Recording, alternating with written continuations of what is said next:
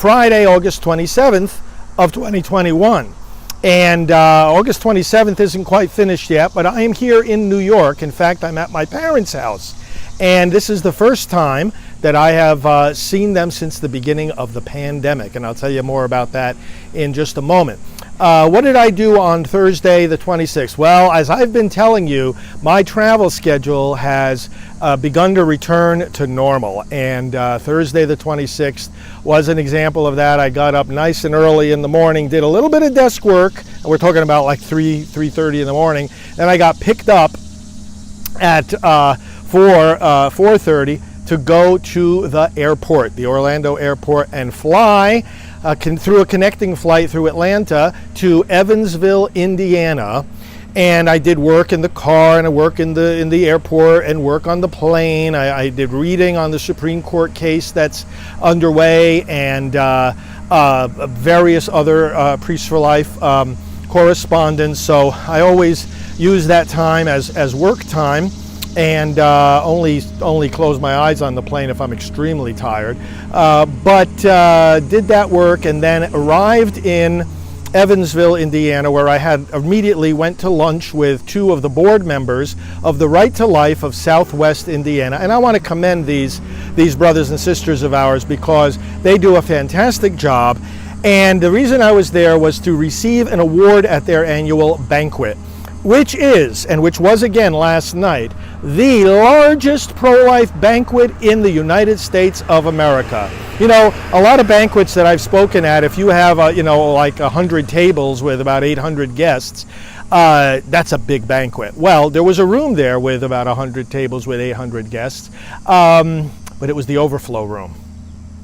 This banquet last night had in attendance over 3,000 people. I think it was close to 3,400 people. In any case, the organization presented me with the Lifetime Achievement Award, and I was very honored by that, very grateful. Gave them a rousing speech, and which we'll get online here. We still have to get the videotape, but that's what I did. I had some intervening hours in the hotel before the banquet started, so I did some communication with my office, a lot of staff meetings via phone, and making sure things are getting taken care of, that I need to provide input on. But I did that for a couple hours in my room.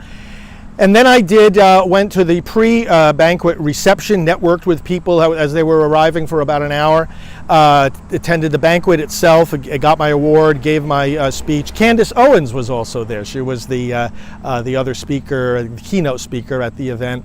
And then I, when the banquet was over, signed books and networked with people for about another hour, right up until about 10 o'clock. When I went back up to my room, I fell right asleep.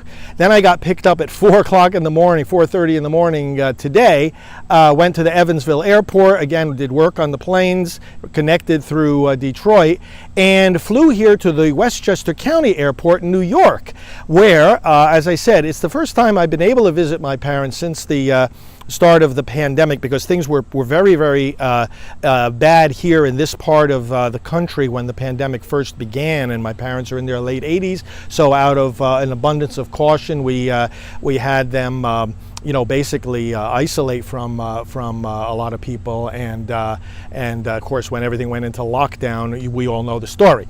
But finally I'm here, and landed here midday.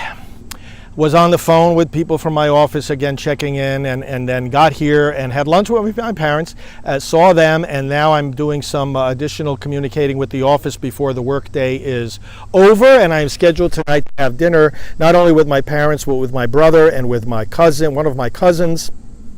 And after that, I'm going to actually take a little time. So people say to me, Father, what don't you relax, or what do you do for fun?